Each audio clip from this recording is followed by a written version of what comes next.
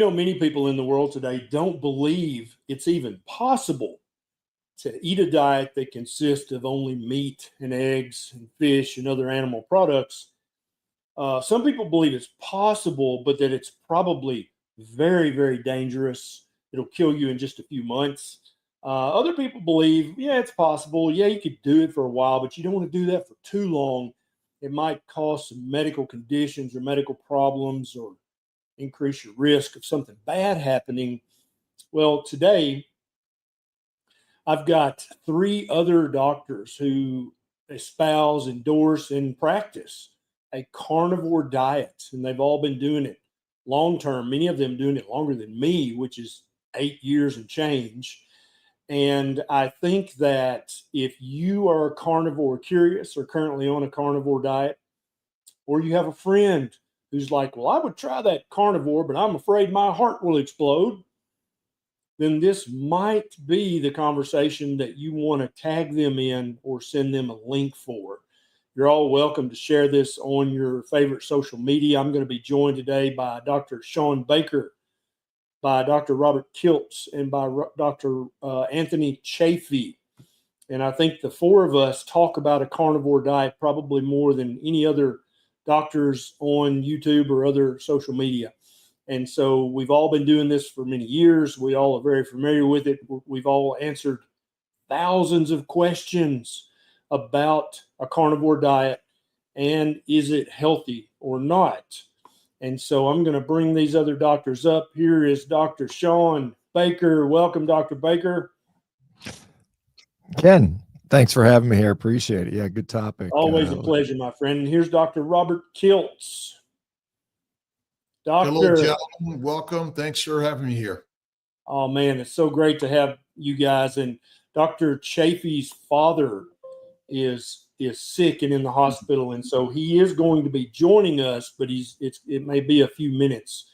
So welcome, gentlemen. Glad to have you. Now, for everybody watching, I want you to know that this is going to be kind of like a roundtable discussion. We're going to talk about topics in the carnivore diet that people in the carnivore community are excited about, worried about, talking about.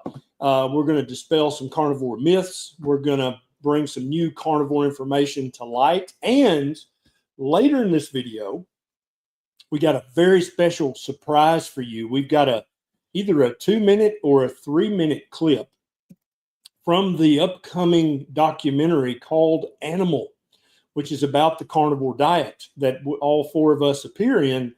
And we've got Josh, the director. He's going to set up that 2 or 3-minute clip. It's a good chunk of the film. And so if you've been anxious to watch Animal, the documentary about the carnivore diet, definitely stick with us and hang out with us and listen to this conversation, because we're going to be showing a good clip of that later in this video. Dr. Baker, how's it going in your corner of the carnivore world?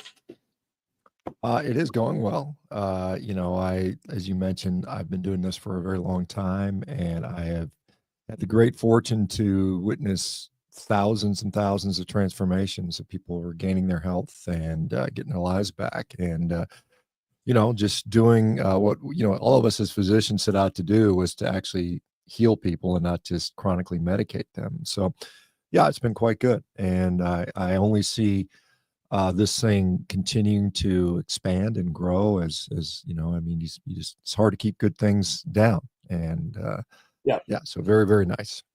And you know as well as I do that the carnivore diet has come to prominence multiple times over the centuries, right?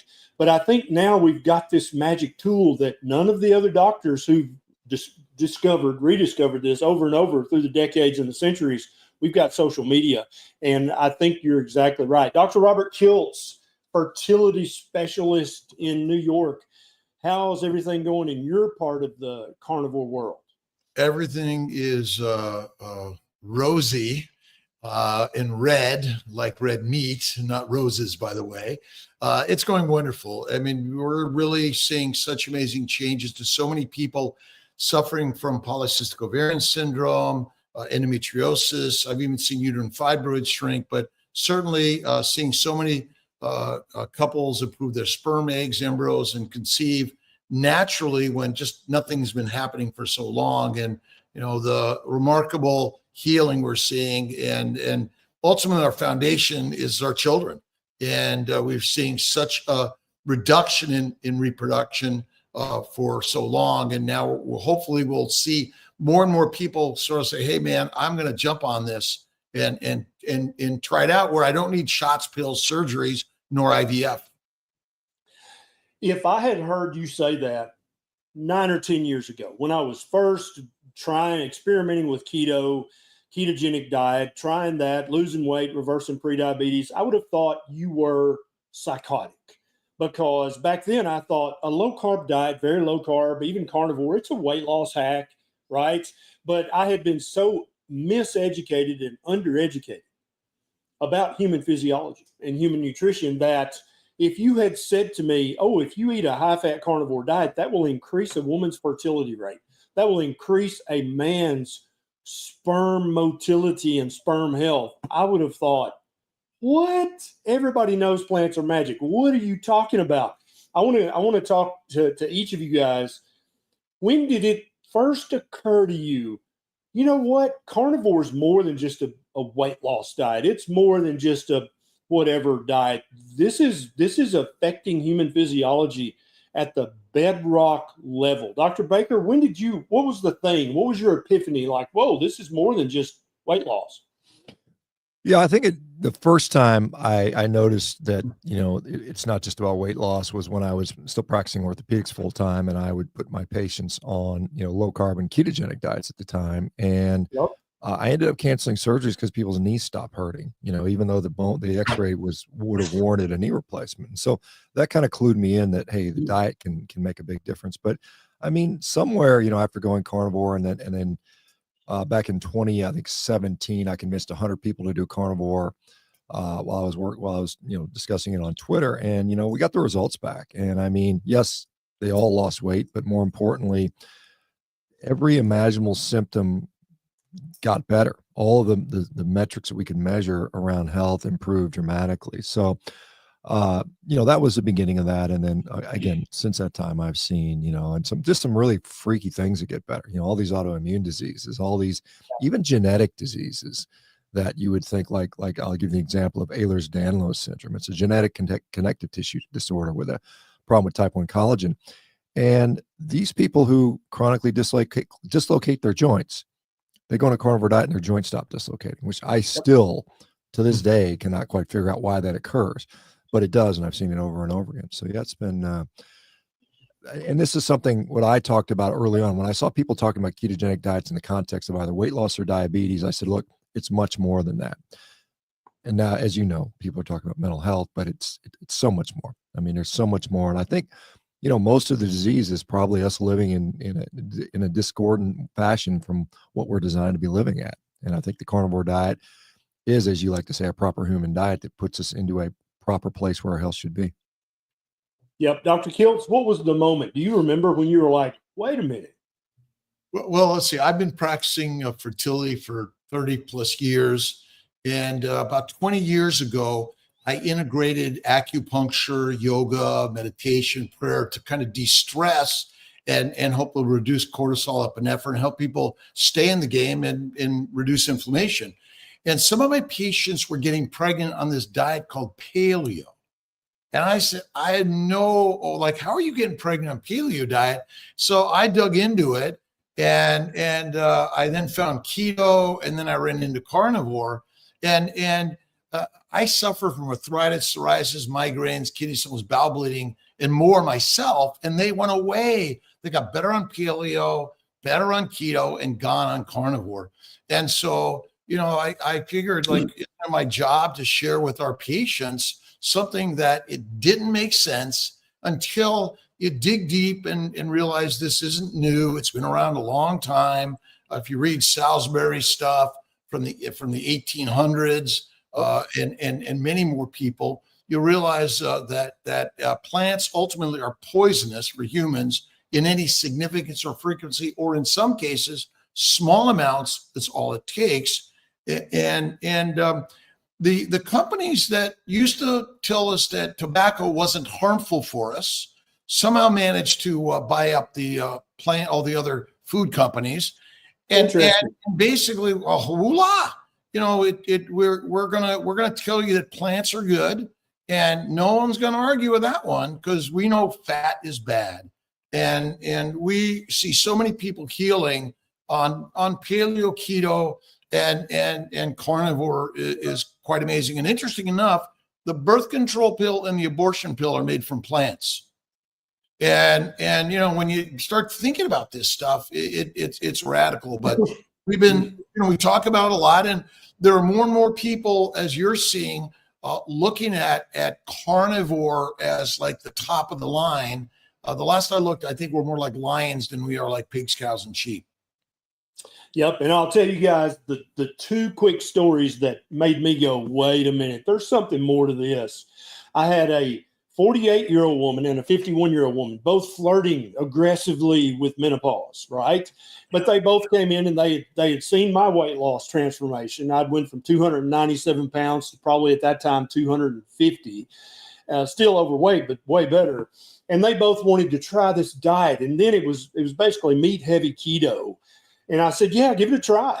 And so at either 3 or 6 months follow-up, both of them came back in. They both lost weight, but they were also both pregnant. One was very, very happy about this because they've been praying for a baby. That's the 48-year-old. And I'm like, weird, but okay, that happens. Then the 51-year-old came in, and she was not happy at all about being pregnant.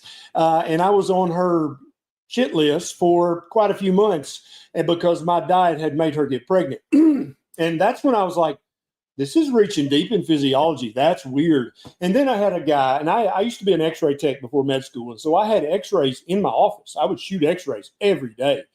And I had x-rayed this guy. He weighed about 450 pounds. And I put him on just beef, butter, bacon, and eggs. I said, 0 carb. Let's see how much, because he was scheduled for knee replacement. And he's a preacher. We're still friends on Facebook to this day. And he came back in, and he was walking with 2 canes when I saw him, one in each hand. He came back in, and he was so heavy, guys, he had to go to the co-op and weigh on the feed scale. He could not weigh in any doctor's office. That's how heavy he was.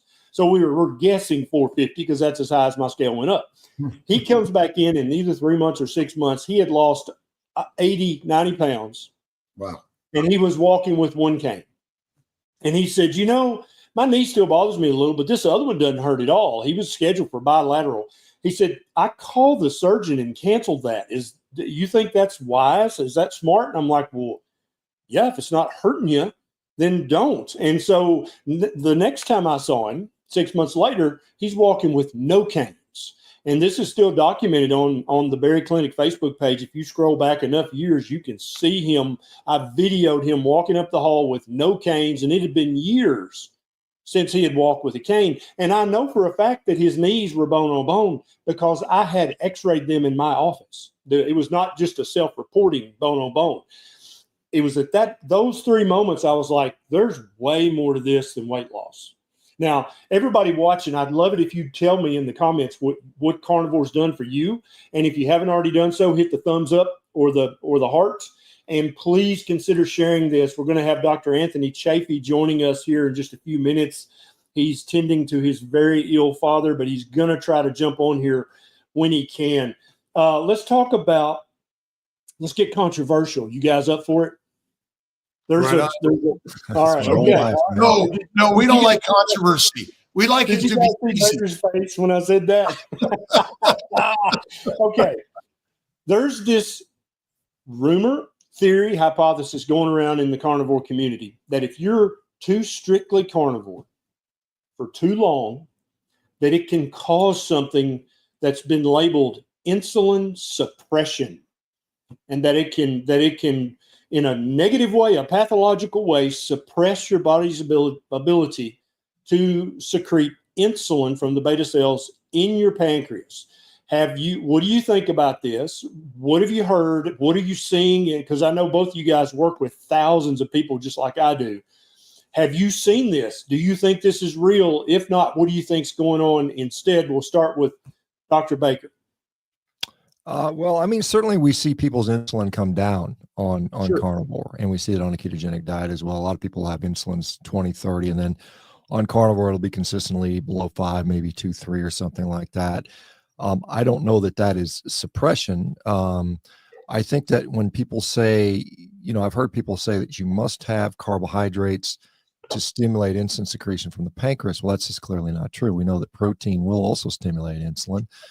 I think if we look at, if you can say like, we don't like it because insulin levels are relatively low compared to the general population. But when we think about what would be the consequence of insulin suppression, you would see a type 1 diabetes, basically. I mean, you would see, the person would become emaciated. And I just don't really see that to any significant degree. So any clinical, sort of supposition from insulin suppression would tend to have someone towards type 1 diabetes. It's not to say that, no one could develop diabetes, autoimmune diabetes or something, because those things, we know those things occur particularly in older populations. Yes. So I like I said, I don't know. And I think Ben Bickman has mentioned this as well in a very nice way. It says that a lot of people, their insulin was low, and the assumption is their insulin is not suppressed, but they're very highly insulin resistant due to adaptive, glucose sparing, whatever you want to what you have. But if you give those patients insulin, their glucose will drop like a rock. I mean, they're still very sensitive to that hormone. It's just that Sure. not a lot of it needs to be secreted and is secreted. And so you would, what I would say is, what are the clinical outcomes? Because I saw, I think it was Rob Sivas talking about, he had a patient that was, didn't have high insulin, and he made the supposition it was insulin suppression, but the guy was doing fine. He was lean, he was muscular, he wasn't wasting away. It was just monkeying with the numbers, basically. And I think sometimes we get lost. We lose the forest for the trees, because we're playing with numbers. We don't like these numbers. We're uncomfortable with certain numbers. But then when we actually talk to the patient and say, what's actually going on? How are you doing? How are you feeling? It doesn't match up our preconceived notions. And I think realistically, we have to realize that carnivore physiology is probably different than carb-based physiology. And even if you look at carnivorous animals and you start looking at their blood glucose and their insulin parameters, it looks like a carnivorous human, which, not surprisingly, that makes sense. So I'm not that concerned about that, quite honestly. Now we have Dr. Anthony Chaffee, who's just been able to join us. His father's ill, so we obviously will forgive his tardiness. And Anthony, welcome. Your father's in our prayers. I hope everything's going okay. Would you like to give us your opinion about, is insulin suppression a real thing if you stay too strictly carnivore for too long? Well, thank you very much for that, first of all.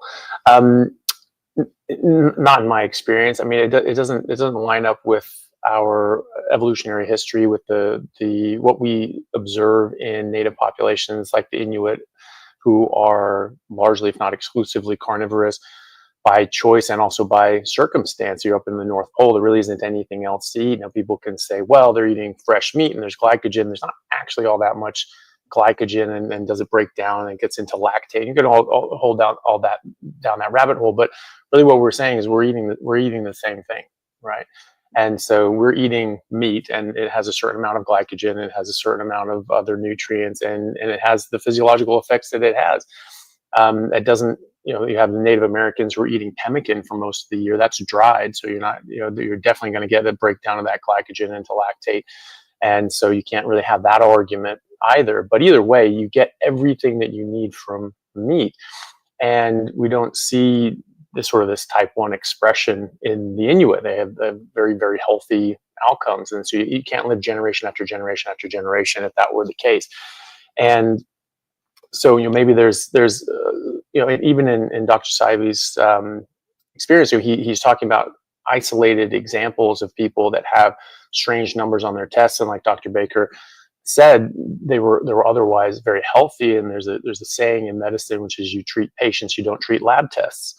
And so having an isolated, or a few isolated examples of someone who has numbers on their blood tests that we don't really fully understand, but otherwise healthy, that's not necessarily a reason to throw the baby out with the bathwater. And in my experience, I haven't had even an isolated example of that in my clinical practice when people go on carnivore ketogenic diets. And we've had people on ketogenic diets a lot longer than just this recent iteration of a carnivorous ketogenic diet, a plant-free ketogenic diet. So this isn't something that really showed up. And so I agree with Dr. Baker that if this was true insulin suppression, we should see elevated blood sugars. We should see people having a sort of a type 1 expression or a LADA or some sort of sign of insufficiency. That if you have insulin insufficiency or suppression causing insufficiency, there should be consequences thereof, namely high blood sugar, ketoacidosis, those sorts of things. And I haven't seen that yet personally myself anyway. Yeah, I agree with both of you guys. Dr. Kiltz, how many cases of insulin suppression have you diagnosed and have you treated because of a carnivore diet? If I saw someone with a low insulin level, I would suspect type 1 diabetes.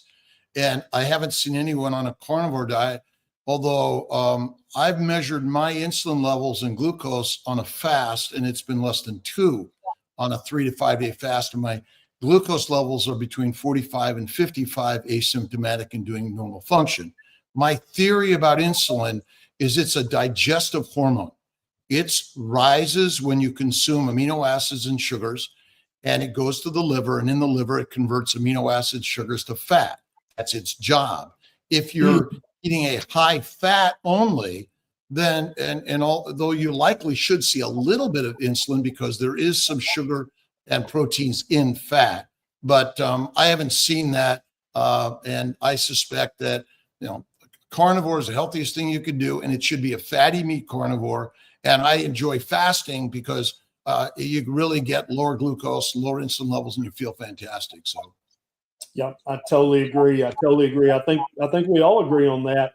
Now, you brought up that when you eat anything, your insulin elevates, and so there's another thing that I've heard in the carnivore community, that there's a subset that's now recommending a lower fat carnivore diet, because if you eat too much fat, that can cause an insulin spike, which can slow down weight loss or fat metabolism, fat loss.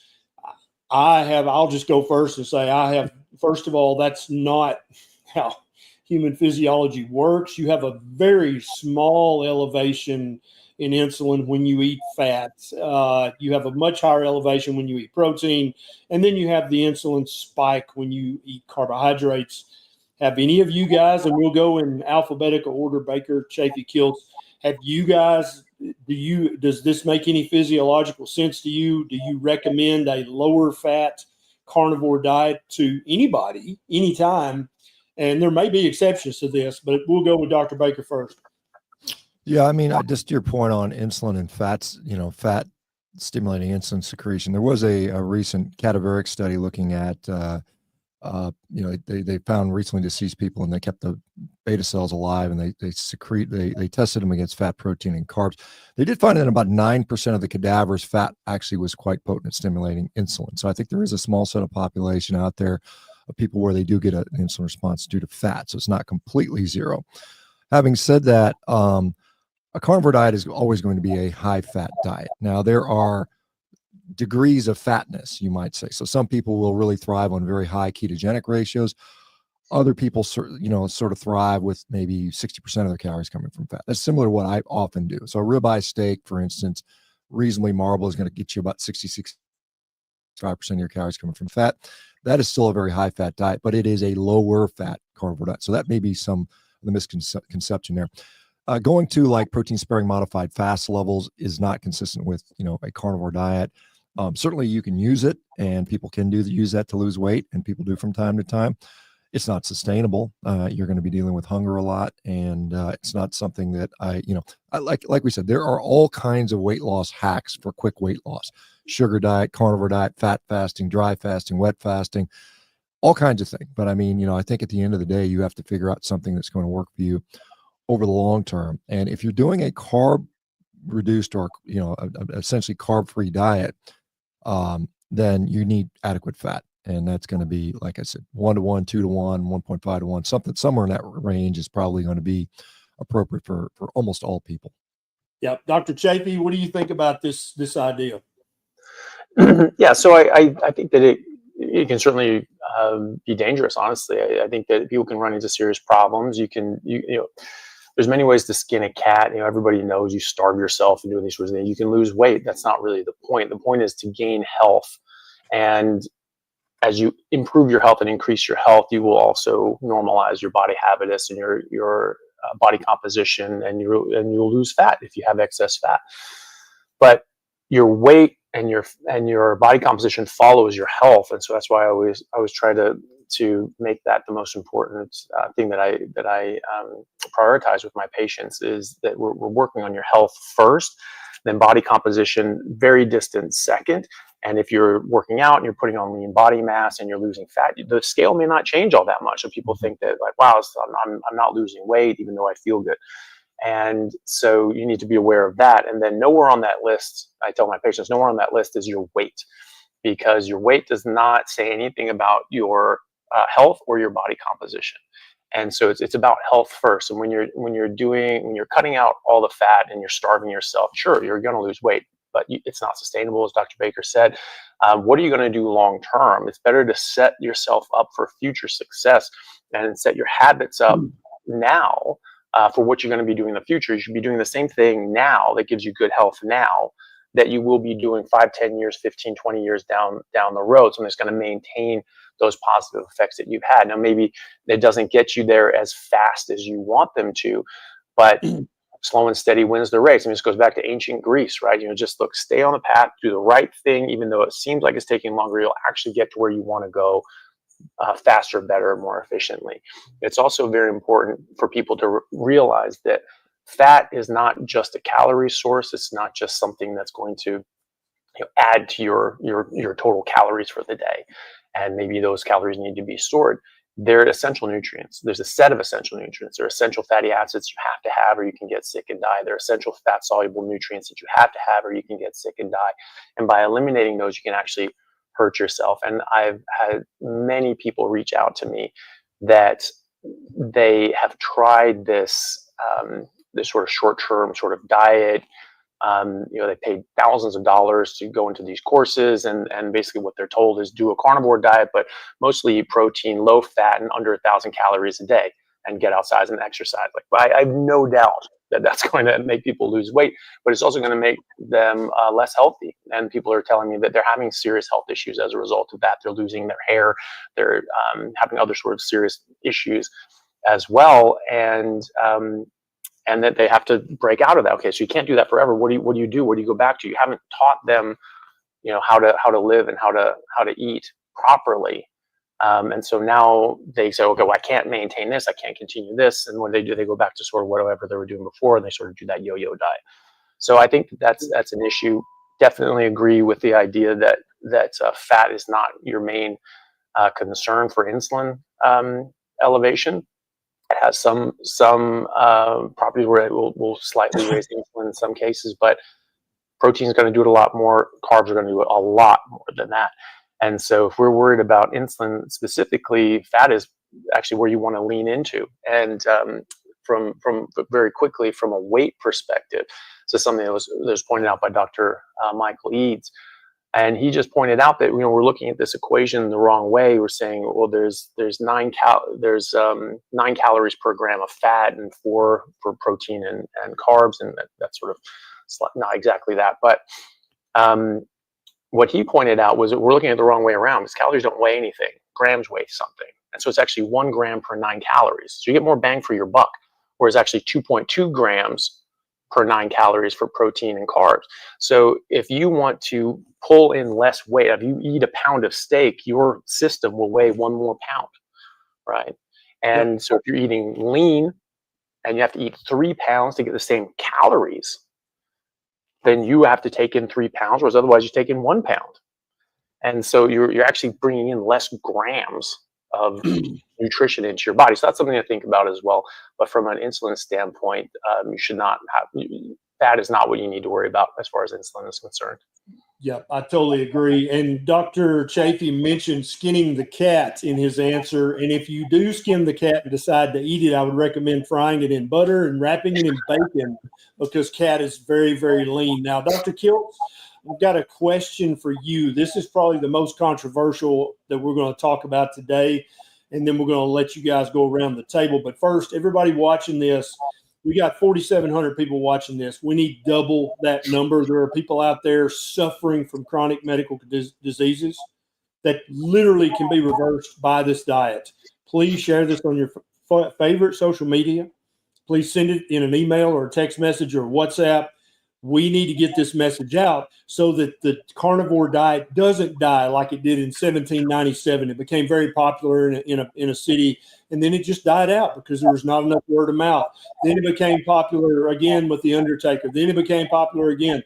Let's not let that happen this time. Now, one of the things that can make a very therapeutic diet like carnivore get polluted and diluted and die out is when people start trying to carve out their own little niche. Oh, well, you've got to do this or that, or it's very complicated, but take my course and I'll teach you how. There's this thing, and we actually got a comment here. Todd Adams says, let's address the elephant in the room, gentlemen. What's up with the new sugar diet craze? And I actually made a video on this recently, and several people tried to crucify me online, but I'm still with us. So obviously they didn't have their intended effect. Dr. Kiltz, what's up with this sugar diet? Do you recommend it? What's up? Well, there's only one diet to recommend, and that's fatty meat carnivore. And any of these fad diets, I mean, these are really the fad diets. The species-specific diet, proper human diet, is simply carnivore. And when we say carnivore, it's fatty meat. That is really such a critical thing. And ultimately, fat contains every mineral, vitamin, building block for your body, and it's anti-inflammatory. We know about protein-sparing, low-fat diets, which I'm not a fan of personally. You might be able to do it in the short term to low-fat diet, but protein poisoning is real. And my sense is that most people eating a fruit, fiber, vegetable, seeds, nuts, chicken, fish, and turkey, which are all low-fat diets. And most people overcook their meat, the fat's gone. And if you look at Pottinger's cats, that essentially cooked meat may not be good for any of us. And that may be part of the problem on carnivore. But, I don't understand, sugar diet, I just stay away from all that stuff personally. We know species-specific, proper human diet, it's fatty meat. And insulin is not the cause of disease. It's a low-fat, plant-based diet. That's really simply it. Insulin's job is to make fat in the liver. If it doesn't do that, you're dead. And insulin goes up when your sugar or amino acids go up. It's supposed to do that. So I stick to the information I learned from Dr. Baker, Dr.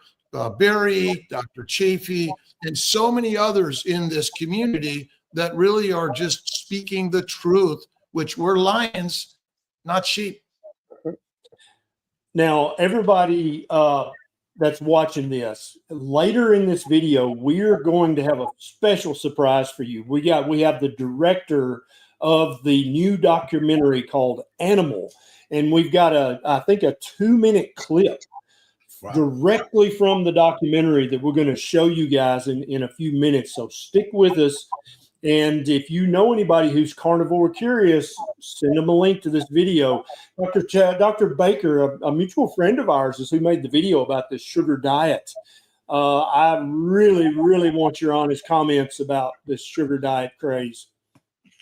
Yeah, I actually have got a nice video coming out where I did quote unquote the sugar diet, but I did it without sugar, and I'll explain why. So you guys remember what kwashiorkor is. So that is a protein malnutrition state. We see it when these starving kids in Africa with this, they look like skeletons with bloated bellies.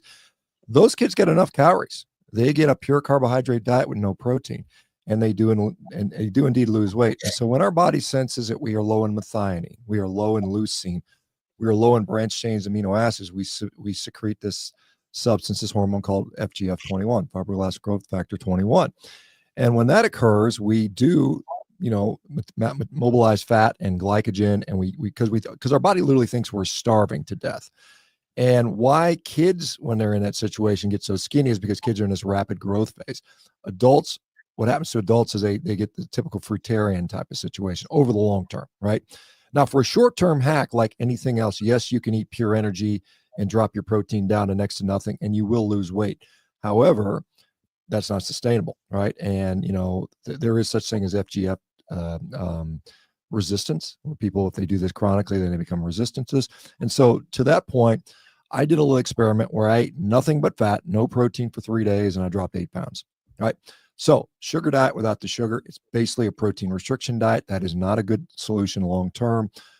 We all know the dangers of not eating enough protein. That doesn't have to be super high protein, but when you get your protein low enough, you will tend to lose weight. But like I said, and honestly, if you stick a sugar diet on somebody who's a type 1 diabetic, a type 2 diabetic who's poorly controlled, a type 2 diabetic that's on insulin resistant, you're probably asking for DKA.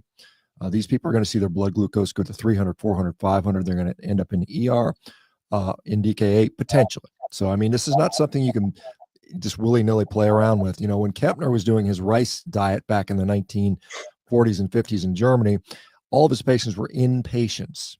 They were inpatient under strict strict medical supervision, possibly for that very, very, very well-known reason, although they didn't quite have the understanding of what's going on, but they knew they could potentially harm some people. I think that some people will lose weight doing a sugar diet. As you guys know, sugar for a lot of people is an absolute disaster: joint pain, inflammation, addiction, brain fog, hypoglycemia, hyperglycemia. So there are some potential issues. Now, if you're a super fit guy and you want to lose 10 pounds, i.e. my friend Mark Bell wants to get ripped down, I mean, yeah, he can do it. He's going to long term, and Mark always likes to talk about strength is never a weakness. And I think he's cognizant enough to know that, you do this long enough and that strength is not going to be there anymore. So you've got to, I mean, like I said, I just don't think you can do a long-term sugar diet, particularly if you continually restrict protein. It's going to be a disaster. Not to mention fat. Remember, carbs are inessential. Fat, as Dr. Kiltz astutely pointed out, fat soluble vitamins and so many other nutrients that are essential to human life. Sugar is not essential. Correct. Dr. Chaffee, are you a big fan of the new sugar diet craze? No, definitely not. And like I was saying, it's not just about weight loss. There are a lot of ways to lose weight, but you want to do it in a way that's healthy and sustainable. And eating proper human diet is that way. I think it's the best way. There's other ways that are at least better than the sugar diet. You can lose weight. We are seeing that. Dr. Baker illustrated some of the reasons why that could be. But then you can do it just as easily by restricting your protein and just eating fat, or just not eating. I mean, these are things that people have done for a long time. Head to head with a low carb, high fat diet, or a low fat, high carb diet, head to head with isocaloric groups, the low carb, high fat diet work better for weight loss. And so we've seen this in experimental data sets in humans. But again, it's not just about weight loss, because weight loss isn't the end all be all. When you're eating this amount of sugar, you're going to massively increase your blood sugar. You're going to increase your insulin. You're going to increase glycation. You're going to increase fructation. You're going to, these people aren't talking about having, sort of whole food sort of carbohydrates. They're literally talking about eating candy. Hey, you get to eat candy. I mean, so we're literally sort of trying to address this to 7-year-olds and get them hooked on this sort of way of eating. It's not healthy. I mean, the idea that we should be promoting eating candy and drinking soda like this is a good thing, I think is very dangerous, and is going to cause a lot of harm in people's health. This is going to make your blood sugar spike. I mean, there's all the damages, all the ravages of type 2 diabetes come from elevated blood sugar, causing glycation, damage to your blood vessels, damage to your organs, needing amputations, having end organ failure, kidney failure, going blind, diabetic retinopathy, Alzheimer's, type 3 diabetes, hormonal disruptions from the insulin affecting hundreds of different physiological processes in your body and your brain. And now you're spiking this up, and you're getting a disruption and imbalance in those hormones and physiological processes. So it's it's, you know, a short-term method that people can lose weight, but I think there are better ways of doing that, much healthier ways of doing that, and ways that you don't it doesn't have to be short-term. It doesn't have to be just, oh, I'm just going to do this for a few weeks until my body starts having very serious issues, and then you have to deal with those issues. You know, doing something in a healthy way is going to allow you to do that for the rest of your life, and that's really what we need to think about, and having healthy weight loss with the end result and the end goal being health, and then letting your weight and everything else balance out. You know, my concern as well is that this is sort of jumped up so rapidly. I mean, think about how long it's taken for ketogenic, for paleo, for carnivore to really get a foothold and get out there. There's been a really grassroots movement that's taken years and decades to get going, and people like, you know, Dr. Atkins getting lambasted and things like that. You know, making up stories that he died of a heart attack when he actually died by slipping on ice and hitting his head. You know, textbooks from Dr. Osler in the early 1900s, late 1800s, specifically saying the treatment for diabetes type 1 and type 2, because they didn't differentiate back then, was carbohydrate restriction. You know, this has been a medical intervention for literally centuries now, and yet we're trying to, but it takes a massive grassroots effort to get this back in the vernacular. Whereas the sugar diet, it just came like that, you know. And so I just wonder, you know, is this a response from the sugar industry, from the processed food industry, because their cereal sales are going down, their soda sales are going down, all these things are going down. They're okay, we need to make a response. And are they the ones pushing this out? Not to say that Mike is getting paid or anything like that, but I would be very, very suspicious that the origins of the sugar diet was being founded and pushed by these industries. It wouldn't surprise me anyway. And now we're going to touch the third rail of carnivore. Uh-oh. I need all y'all's opinions. And if anybody cares what I think about the sugar diet craze, I've actually already made a video about it. It's on my YouTube channel. Here's the third rail, gentlemen. Are you ready for it? I need your honest answer. Honey, is it carnivore or not? Dr. Baker, go. No, it's not. Dr. Chaffee. No, it's not sugar, and it's bee vomit, so it's not even a part of an animal, right? You know, it's concentrated nectar. Honey carnivore. We're going to send Dr. Barry out to collect the honey for the carnivore meal, and he may not come back live. So no way. Yeah, and people say, well, wait, honey comes from an animal, and that's true, and so does rat shit, but that doesn't mean it's part of your diet, right? Yeah. All right, are we ready, you think, to watch this clip from the new documentary Animal? Are you guys ready to see this? Yeah, definitely. Absolutely. Yes, okay, indeed. all right, let me bring Josh.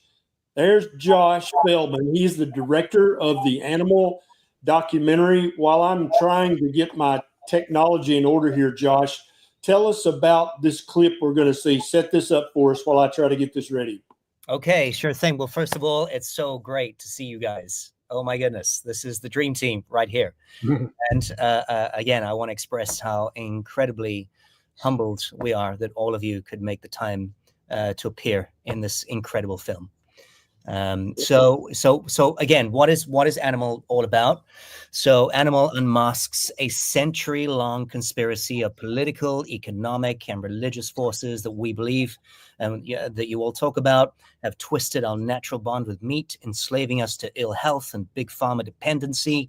We got some bold interviews with you guys, obviously. We've got historical revelations, groundbreaking science. It shatters current nutritional myths and dares us to reclaim the ancestral diet that fueled our evolution. And today being a very special day, this is the day that we drop the full trailer. So Dr. Barry, you and I spoke just over a week ago. We had the teaser trailer drop. We dropped that. That was 60 seconds. And this is now the full. Now, Josh, what I've got queued up is the clip. Okay. Not the, I don't have the trailer. I have the clip. Okay. All right. We've got the trailer on our socials. Okay, yeah, because the trailer's already out there. People can watch the full trailer if you just search for Animal documentary. But what I've got queued up is the, I guess, 2-minute clip from the actual documentary itself. So do you want to set this up, or do you want me to just play it? I think we should just play it and talk about it afterwards. All right, love it. Let me share this. Okay, can you guys see that? You see the black screen? I'm going to hit play. Yep. Okay, here we Then you go. look at other historical populations. The work of Dr. J. Salisbury showed when he was living with the Native Americans in the Great Plains, they were predominantly just eating bison, and they were extremely healthy. And Salisbury found that they were actually living well over 100 as healthy, active adults, not just sitting in a nursing home turning to dust over 40 years, but actually out there with packs on their back following the buffalo herds day in and day out.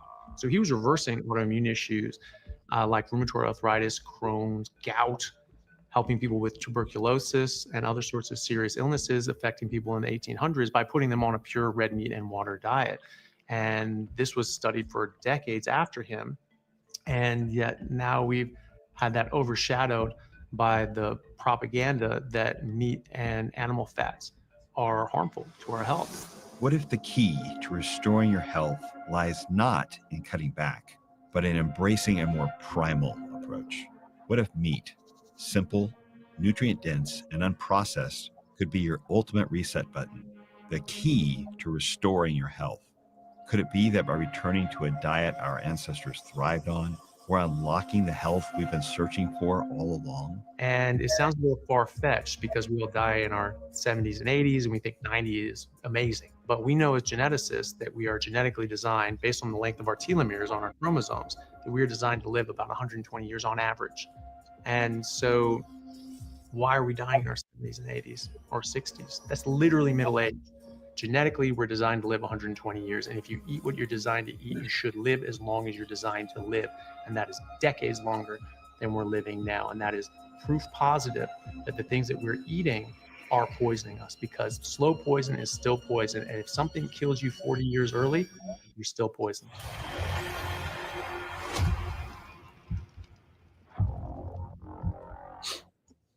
Love it, love it, love it. All right, let me get back around. Here we go. Beautiful, beautiful. I love it. So, Josh, what do you want to say about this clip we've just seen? And do you have any updates about when this is going to be out? I certainly do. Well, first of all, that's just one of the many great clips that we wanted to kind of share with you guys. And as we mentioned a moment ago, the full trailer is now out, which you can catch on our website and on all your socials as well. So then the information regarding the actual release of the movie. So it will be in select theaters and on digital on June 20. So 20th of June is when you can see it. It'll be available digitally anywhere and everywhere you rent movies. So Amazon, Apple, Fandango, at home, Microsoft, etc. And then theaters. So we've got it playing in theaters in New York, in LA, in Vegas, in Austin, Houston, and possibly Dallas. There will be an opportunity to host the film in your city if it's not listed in the cities that I just mentioned. So you can go to our website at animal.movie/how-to-watch and click host a screening to get started hosting in your community right now. Nice, nice. I love it. Josh, thank you so much for that. And we're all looking forward to the premiere of this movie. I'd love to host a premiere in Nashville. Get with Alyssa, and we'll see if we can't figure out a way to do that. And I know all the docs would love to host it in their town if possible. Josh Feldman, director of Animal, the new documentary coming out June 20. Thank you so much, Josh. Thank you, guys. Dream team. Thank you. All right. Thank you very much. Good to see you. All right. Now, Axel has a question, and I want to rephrase Axel's question into a bigger question. Actually, two questions. Axel says, do you know of any carnivore cardiologist near St. Louis? And so then I want to change that a little so we can answer a lot of people's questions. How can people find a carnivore doctor? Number one. Number two, do people need a carnivore woke or aware or friendly doctor? And then number three, should they just not tell their doctor what kind of diet they're eating? I'll start with you, Dr. Baker. Well, certainly a lot of people have done a carnivore diet without doctor supervision. And I think for a lot of people, it's fine. There are some people where therapeutic carbohydrate restriction or carnivore diet can be something that requires supervision. You know, some people on pretty intensive blood glucose lowering medications, some people on lots of antihypertensive, some psychiatric meds. When you decrease the need for those meds and you're still taking those meds, you can get some very scary side effects: hypoglycemia, hypotension, things of that nature. So I think there is a segment of the population that certainly does need some level of supervision. You know, there are a number, you know, like all of us do it. I mean, some of us variably practice online. Our company, Rivera, we have doctors licensed in all 50 states. So if you need somebody in that regard, we're obviously more than happy to help with that. I think that, you know, when it comes to, you know, and probably all of us agree, we came to this conclusion and we're practicing medicine the way we do today, using nutrition as a front line, despite our training. You know, it's kind of like despite being a doctor, where they brainwash you so far the other direction that you're able to see through that. And correct me if I'm wrong, but every one of us experience ourselves first before we stuck our toe in and start recommending for other patients. And that's, I think, everyone that I know of that has come to carnivore and practices as a physician has literally done it themselves, because they woke up to it by experiencing it themselves. Absolutely. Dr. Kiltz, how do you think people need a carnivore friendly doctor? If so, where can they find one? Dr. Phil Avadia online is a great spot to go and listen, learn, read his book. And I think that social media is really the new medicine. We're sharing the knowledge we've learned, but we're also sharing the knowledge we've learned right here from people that are in this community. And that's the best way to go. And so, you know, chat with others in all of these support groups, and you'll learn from others that have gone through it and found out what did they do, what type of issues they've had. And it is kind of interesting. Certainly what Dr. Baker said, you know, there's some caution depending on how many drugs you're on and how severe your symptoms and disease is. But more and more people are just saying, you know what, I'm going carnivore and I'm feeling better than ever. I had a CAC score, which was 700 a couple of years ago. I was gifted the test. I would have never done it myself. And I went to my cardiologist, which I didn't have one prior to that. And I did the treadmill. I did the CT angiogram. He says, you're fine. And now he refers patients to me to discuss carnivore diet, noting I'm a fertility doctor and helping people transition right to a carnivore diet. So I think you need this platform, and you'll learn about all the potential advice that will help you heal. Dr. Chaffee, do people need a carnivore-friendly doctor? Yes or no? And where can they find one? Should your answer be yes? Yeah, I think in certain circumstances, like Dr. Baker said, it would be a good idea to have some medical support if you're on different medications, blood sugar medications, blood pressure medications, or psychiatric medications, or epilepsy medications. These are things that people have been able to reverse these conditions and maybe not need these medications, or not as much of the medications anymore, but they're very dangerous to sort of play around with yourself. You would need a physician to help you with that, especially deprescribing off of things like anti-epileptics or psychiatric medications. Very, very, very have to be very careful with that. But in general, no, I don't think you need a doctor to lead you and tell you how to do it, or that like, oh, we have to be careful because if you're at this condition and only certain people can. No, everybody can do it, and you can just do it on your own. Just be mindful of the fact that if you have these certain medical conditions, certain medications, you may need help adjusting those dosages, and but otherwise, you don't necessarily need someone to tell you how to do it. You can, I think the best resources are these, exactly as Dr. Kiltz said. There are many physicians, clinicians, PhDs, researchers, etc., and just normal people that have put out an abundance of free information available on the internet, because we actually care. We're not trying to profit from this. We're trying to get this information out there, because this is our birthright as human beings. We should be healthy. We shouldn't be poisoned by the different things that we're putting into our body. And so just getting that information out there is just a basic right that people have to be healthy. And so we're not trying to profit off of it. There are people that are trying to profit off of this. Don't go there. Go to the free ones. There's plenty of places.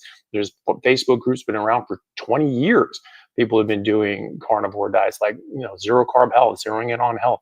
People have been doing this forever, and they're just this community structure, and they just help people out. So if you do need a doctor, and some people just want a doctor, they want someone that they can see, in the nice room with the lab coat, and someone in a suit looking at their blood test, going, this is good. This is a good thing. Your health is improving. They want that reassurance, and so for that, I can definitely understand that.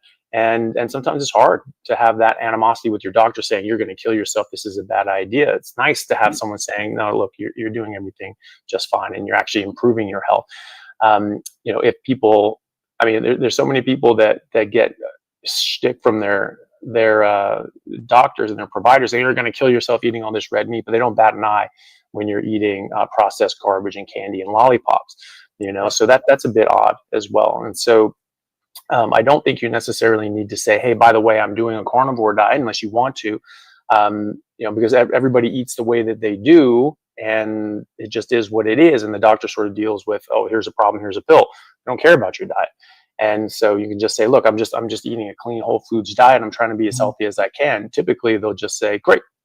Yeah. Keep doing it. Yep. I think that's a beautiful point, because I'll let everybody watching this in on a little secret. Your doctor does not care about your diet at all. They do not care. The only reason they ask the question is because there's a little box to check on their electronic medical record. So I think, and I'm telling people increasingly, a version of what you just said, Dr. Chaffee. If your doctor even asks you about your diet, say, oh, doc, I'm on this really good diet. It's sugar-free. I'm not eating any ultra-processed foods whatsoever. It's all whole food, one ingredient, sugar-free, no ultra-processed foods. And 99% of doctors are going to go, oh, yeah, that sounds great. Well, you just described keto, ketovore, carnivore, and the lion diet in one sentence, and the doctor just gave you their approval. The vast majority of people, when they say, do you know of a carnivore doctor in St. Louis? They really just want to be able to ask a question and have a question answered without the doctor judging them or becoming an emotional asshole or firing them from the practice. And what I think people need to understand is you can get that without having a carnivore-friendly doctor in your community. I have a private community with thousands of people who ask me questions, and I answer them.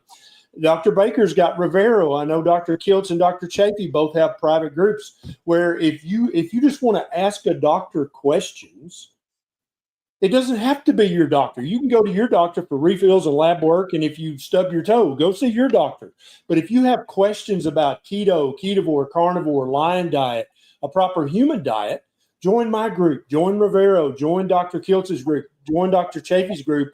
We'll answer your questions. We don't have to be your legal doctor, but we are doctors. And among the four of us, we've got many, many decades of experience of being doctors for people.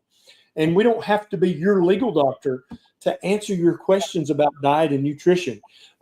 As we wrap up, guys, I want to give each one of you the final word. Dr. Baker, what's the most important thing anybody considering carnivore or currently doing carnivore? They've heard about honey. They've heard about the sugar diet. They've heard about insulin suppression. Let's just simplify this for people. What's your simple message to people, Dr. Baker? Yeah, meat is just the nutrition. And I think that, as Dr. Kiltz will point out, you got to eat enough, and you got to eat enough fat. And, many things will take care of themselves. Don't overthink it. Don't get distracted. Enjoy. You got to enjoy what you eat. You can't be hungry, and you can't not enjoy the food. So if you can't figure out how to make meat taste good, then get some help. Love it. Dr. Kiltz. No one's died of an anaphylactic reaction to a ribeye steak. Basically, meat we're not allergic to it. And if someone says you are, I question it. But I think the rare to raw fatty meat, throw some salt and butter on it. It's all you need. It's the proper human diet, species specific. And if it's the triple BE or the baby's diet, I highly recommend it, because then you won't need us for your healthcare. Dr. Chaffee, final words of wisdom. Yeah, well, I totally agree with that. And I mean, meat gives you the nutrition that you need, but also just remember that other things can cause harm. And so it's also about avoiding those other things. You know, you get the meat, you get the nutrition, and that's really important, but other things can actually damage your health. It's not just about, oh, well, you don't have to eat salad. You don't want to eat salad. Salad's bad. It's bad for you. And that's a very controversial thing to say, but I stand by it. And I think there's strong evidence for that. But just be mindful of that. Just eat meat, fatty meat, until it stops tasting good, and then don't eat no plants or mushrooms, no sugar or any sweeteners, and nothing artificial. And if you apply that as a litmus test to the different sorts of things, it gets pretty easy and pretty straightforward. And as long as you're hungry, meat will taste good, and you will enjoy that, and that should tell you something. And when you eat enough of it, it will stop tasting good, and your body tells you naturally to stop, which again should tell you something about how this actually is our biologically appropriate diet. Yep. And I would only add to what all these fine gentlemen have said, that what they just described to you, a species specific, appropriate, proper human diet, every other animal on planet Earth knows how to do that instinctually. They don't have to take courses or join groups or go see a doctor. They just know, my sheep in the pasture, when they're hungry, they eat grass. When they're full, they stop eating and take a nap or go play. Human beings are designed just like that.